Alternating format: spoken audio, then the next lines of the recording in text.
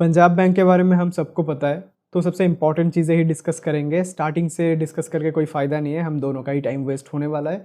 तो अभी main important चीज़ क्या है कि थोड़ा-सा पीछे से बात करते हैं कि यहाँ पे क्या हुआ था कि कंपनी टर्न अराउंड किया ऑलमोस्ट 350% के आसपास हमको 2 साल में रिटर्न देखने को मिला। एंड अभी करंटली जो टॉप है वहाँ से नीचे आया है 37%। एंड अभी सिचुएशन क्या बन रहा है, क्या ट्रेड लेने जैसा सिचुएशन बन रहा है, एंड अगर बन रहा है तो किस तरीके से बन रहा है, एंड क्या क्या इंपॉर्टेंट पॉइंट्स है समझना, वो मैं डिस्कस करूंगा। सबसे पहले क्वार्टरली रिजल्ट पे देखो। अभी इस क्वार्टर का, रिसेंट क्वार्टर का आया नहीं है, तो मार्च क्वार्टर का हमको देखने को मिल रहा है। एंड मार्च क्वार्टर में आपको देखने को मिलेगा कि जो मार्जिन है लास्ट 2 क्वार्टर के कंपैरिजन में थोड़ा सा रिड्यूस हुआ है, मतलब थोड़ा ज़्यादा ही रिड्यूस हुआ है, 5% तक आ गया है। एंड ये चीज़ हुआ क्यों है, ये थोड़ा सा समझना इंपॉर्टेंट है। एंड यहाँ पे अगर आप नोट्स पे जाओगे कॉन कॉल वाले पे, तो यहाँ पे नीचे आते हो तो मार्जिन आउटलुक पे आपको क्लियरली देखने को मिलेगा कि मैनेजमेंट ने बोला है कि जो अपना जो पॉलिसी चेंज है उसका इम्पैक्ट है, जो रेट कट है उसका इम्पैक्ट है। तो इसलिए उनका जो यहाँ पे थोड़ा सा डिप देखने को मिला है क्वार्टर 4 पे, जो कि टेम्पररी होता है, ये परमानेंट नहीं है, ये धीरे धीरे फिक्स हो जाएगा ये चीज़। ठीक है, अब ये हर एक कंपनी में मोस्टली देखने को मिलता है प्रॉब्लम।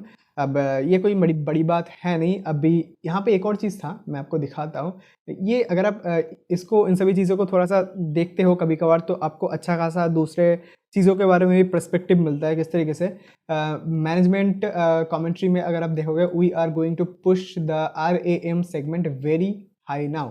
अब ये RAM सेगमेंट क्या होते हैं? Retail, agri, MSME। तो अभी यहाँ से क्या समझ में आ रहा है कि इन लोगों को अपॉर्चुनिटी दिख रहा है RAM सेगमेंट पे। तो इसका मतलब क्या, ओवरऑल जो RAM सेगमेंट है, जो रिटेल सेगमेंट है, जो एग्री सेगमेंट है, जो MSME सेगमेंट है, वो बढ़िया ग्रो कर सकता है। एंड जो सभी कंपनीज इन चीज़ों के बिजनेस में है, तो वो हमारे रेडार में होना चाहिए। तो ये एक ऑब्जर्वेशन, अगर आप ये सभी चीज़ें रीड करते हो तो आपको अलग से दूसरे बहुत सी चीज़ों के बारे में भी एक्स्ट्रा इन्फॉर्मेशन मिल जाता है, राइट, जो कि एक कैरी ओवर बेनिफिट आप बोल सकते हो, राइट। एंड यहाँ से आई होप आपको समझ में आ रहा हो कि कंपनी का जो डिप हुआ है मार्जिन में, वो प्रॉब्लम नहीं है। एंड अगर आप रेवेन्यू में देखोगे, कंपनी का अपने लाइफ टाइम में हाईएस्ट एवर रेवेन्यू है, हाईएस्ट एवर नेट प्रॉफिट है। लास्ट ईयर के कंपैरिजन में कंपनी का नेट प्रॉफिट डबल हुआ है।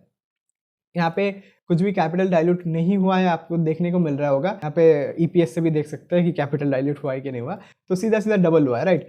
तो इंपॉर्टेंट चीज़ ये है कि कंपनी इतना अलग लेवल पे ग्रो कर रहा है, क्या यहाँ से अभी ऊपर जा सकता है?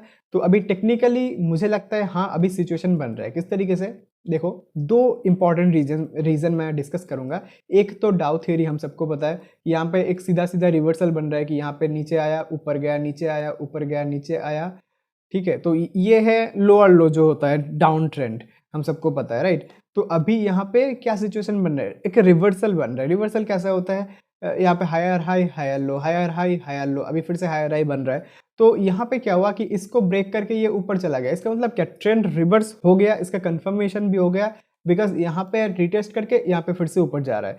तो यहाँ पे सीधा सीधा ट्रेंड रिवर्स हो गया, ये तो समझ में आ रहा है। एंड कंपनी का इतना बढ़िया ग्रोथ जो है देखने को मिल रहा है नेट प्रॉफिट में, जो कि सिंपल सी बात है। कंपनी का रेवेन्यू जिस स्पीड से इंक्रीज होता है, उससे ज़्यादा स्पीड से नेट प्रॉफिट इसलिए इंक्रीज होता है बिकॉज कंपनी का जो बहुत सारे फिक्स्ड एक्सपेंसेस है वो फिक्स रहते हैं।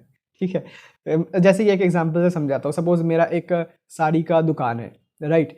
तो अभी मैं अकेला बंदा काम करता हूँ, एंड दिन के 20 से 30 कस्टमर आते हैं मेरे शॉप में, एंड मेरा मैक्सिमम कैपेसिटी है 50 कस्टमर तक। इसका मतलब क्या है कि मेरे दुकान में 10 कस्टमर है, 20 आए, 50 आए, कॉस्ट तो सेम है ना, एक ही एम्प्लॉय का कॉस्ट है, राइट। एंड अगर 50 से 100 होता है तो उस केस में मुझे एक और एम्प्लॉय की ज़रूरत पड़ेगी, राइट। बट अगर 50 से 80 भी होता है, मतलब रेवेन्यू कम इंक्रीज होता है, तब भी मुझे 100 का, मतलब जो फिक्स्ड कॉस्ट है वही बियर करना पड़ेगा। मेरा मैक्सिमम कैपेसिटी 2 लोगों का 100 रुपीज़ है। आई होप समझ में आ गया होगा, थोड़ा सा मुश्किल हुआ समझ में।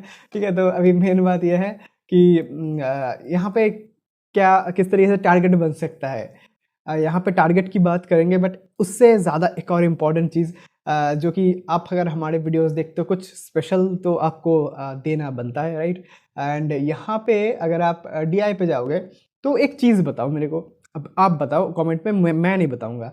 कि एक तो एसबीआई एक पीएसयू बैंक है, पंजाब बैंक एक पीएसयू बैंक है, एंड जो अभी फट से जो एसबीआई है उसने दिसंबर 24 से तभी जाके स्टार्टिंग में एकोमुलेशन करना स्टार्ट किया, जब दिसंबर 24 यहाँ पे था कंपनी अपने जो रीसेंट पीक है वहाँ से ऑलमोस्ट यहाँ पे 27-30% के आसपास नीचे था, राइट। तो यहाँ पे एकोमुलेशन स्टार्ट करता है, यहाँ तक एकोमुलेट करता है, एंड वहाँ से ही सीधा रिवर्सल साइन कंपनी में देखने को मिलता है।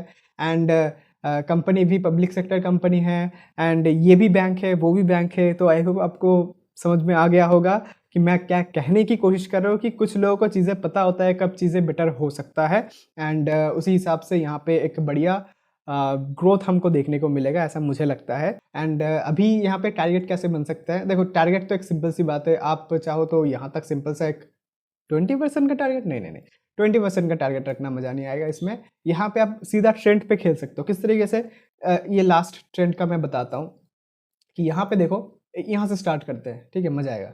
तो अगर मैं यहाँ पे एक ड्रॉ कर देता हूँ, सपोज आपने यहाँ पे खरीदा, राइट, यहाँ पे नीचे आया, खरीदा आपने। तो अभी खरीदने के बाद जो अपना इंडिकेटर वाला स्ट्रैटेजी है वो यूज़ करना है, बिकॉज यहाँ पे बढ़िया ट्रेंड आपको, बढ़िया ग्रोथ आपको देखने को मिलेगा। तो यहाँ पे आपने खरीदा, नाउ यहाँ पे जब भी ये जो ब्लैक वाला लाइन है ये 100-डे मूविंग एवरेज है। अब सिंपल हो, वेटेड हो, एक्सपोनेंशियल हो, आपकी जो मर्जी वो यूज़ करो, ये कॉमन सेंस वाला स्ट्रैटेजी है, ठीक है। कॉमन सेंस क्या है कि जब ट्रेंड वीक होता है तब आपको एग्जिट मिल जाता है, ये कॉमन सेंस वाला स्ट्रैटेजी है। यहाँ पे मतलब जो मूविंग एवरेज है वो आप कोई सा भी यूज़ करो, फर्क नहीं पड़ता। 100 डे का मुझे ज़्यादा सूटेड लगता है, ज़्यादा बेटर लगता है, तो इसलिए मैं 100 डे यूज़ करता हूँ। तो अभी यहाँ पे क्या होगा कि जब भी कंपनी का शेयर प्राइस 100 डे के नीचे क्लोजिंग देगा, जो कि यहाँ पे दिया है, तो आपको एग्जिट कर जाना है, राइट। तो अभी अगर आप देखोगे तो यहाँ पे आपने खरीदा, यहाँ पे लाइक 63% का गेन एक साल से पहले मिल गया, राइट। तो फिर से उसके बाद आपने देखा कि रिवर्सल हो गया, तो आपने सपोज यहाँ पे खरीदा। तो यहाँ पे अगर आप खरीदते हो तो फिर से जो 100 डे के नीचे क्लोजिंग है वो कहाँ पे देखने को मिला है, यहाँ पे ऑलमोस्ट यहाँ तक। तो 123% का एक साल के आसपास में आपको देखने को मिल गया है। तो वही चीज़ फिर से रिपीट हो रहा है। अब रिपीट क्यों होगा, बिकॉज कंपनी में ग्रोथ आ रहा है। अब इससे बेटर तरीके से मैं कैसे ही समझाऊँ कि यार ग्रोथ आ रहा है कंपनी में, ठीक है। एंड ओवरऑल जो बैंकिंग सेक्टर है वो भी थोड़ा सा उसमें भी थोड़ा सा ग्रोथ बाकी है।